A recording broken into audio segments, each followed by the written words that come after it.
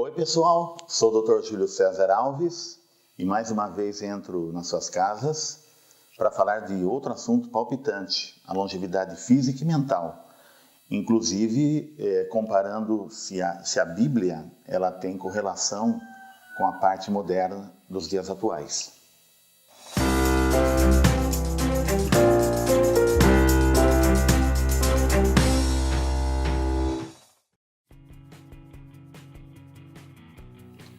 Bom, a Bíblia, claramente antes da época do dilúvio, onde Noé foi salvo com mais 7 pessoas da sua família, o ser humano tinha uma longevidade acima de 800 anos. Tá? Isso é bem descrito por Moisés, que fez o Pentateuco, os 5 primeiros livros bíblicos do Antigo Testamento: Gênesis, Êxodo, Levítico, Números e Deuteronômio. E Moisés tem uma credibilidade muito grande, porque Moisés foi educado 40 anos na principal escola do mundo da época, que era a escola egípcia.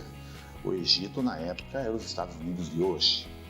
Moisés era um cientista, um agrônomo, ele era um astrônomo, ele era físico, bioquímico, geólogo. Ele tinha um conhecimento vastíssimo em todas as áreas praticamente. Então, todos os relatos que ele coloca para nós são relatos literais, são relatos autênticos, porque muita gente duvida. Será que o homem durou mesmo acima de 800 anos, na época antediluviana? Em Gênesis 5:5 diz que Adão, segundo Moisés, morreu aos 930 anos. Em Gênesis 5:8 diz que Sete morreu aos 912 anos. Em Gênesis 5:27 está o cara mais velho da história, Matusalém, que durou 969 anos. Tá? Então, com esse advento desses anos, com mais de 800 anos de vida, Deus percebeu que aumentou muito a maldade humana. O ser humano só pensava em pecado. Os pensamentos do coração eram todos voltados para o pecado. E Deus sempre procurou colocar o homem, apesar do seu livre-arbítrio, ter obediência aos seus princípios. E não era isso que acontecia. Inclusive, se você pegar um dos 10 mandamentos, Êxodo 20:12, diz: honra teu pai e tua mãe, para que te prolongue os dias na terra que teu Deus te dá. Mostrando que, se você segue a ordenança bíblica, você vai ser longevo. Tá? Mas o homem não se atentou a isso. O homem era muito pecaminoso. Em Gênesis 6:3 diz que Deus estava muito chateado com o próprio homem, que o homem era carne, a carne significa pecado, e Deus estava muito aborrecido com isso. E aí veio o dilúvio. Com o dilúvio sobreviveram só 7 pessoas, inclusive Noé, e após a era diluviana, a longevidade caiu para 70, 80 anos. Inclusive, nós temos em Gênesis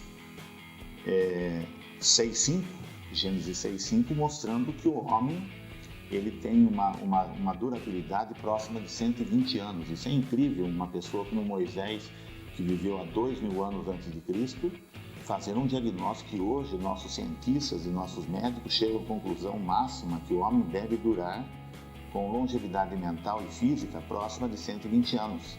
E a Bíblia bate claramente com isso, um relato de Moisés há 2000 anos antes de Cristo.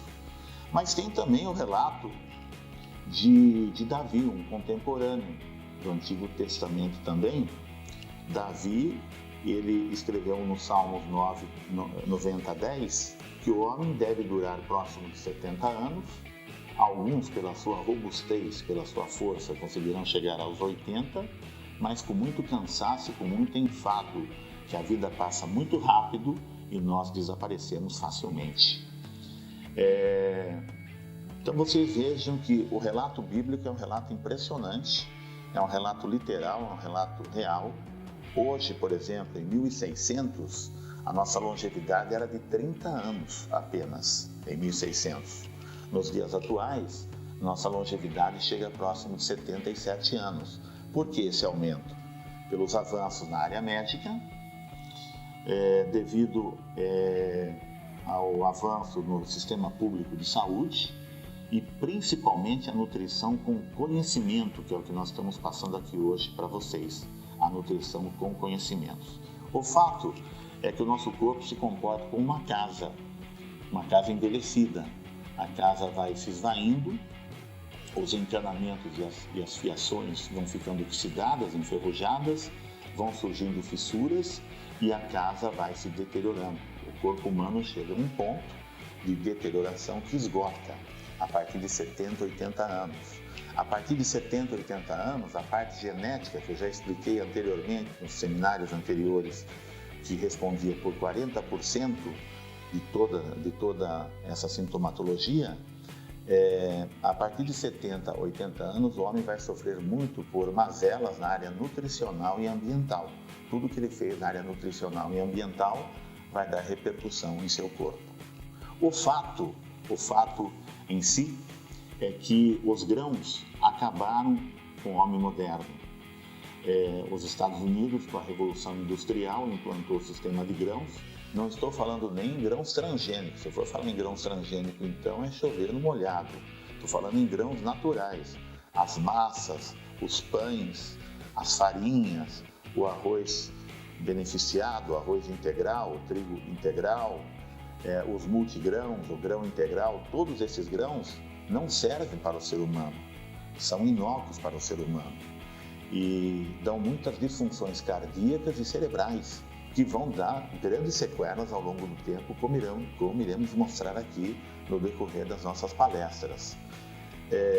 Então, praticamente, como eu tinha explicado antes, todo problema cerebral é de origem alimentar.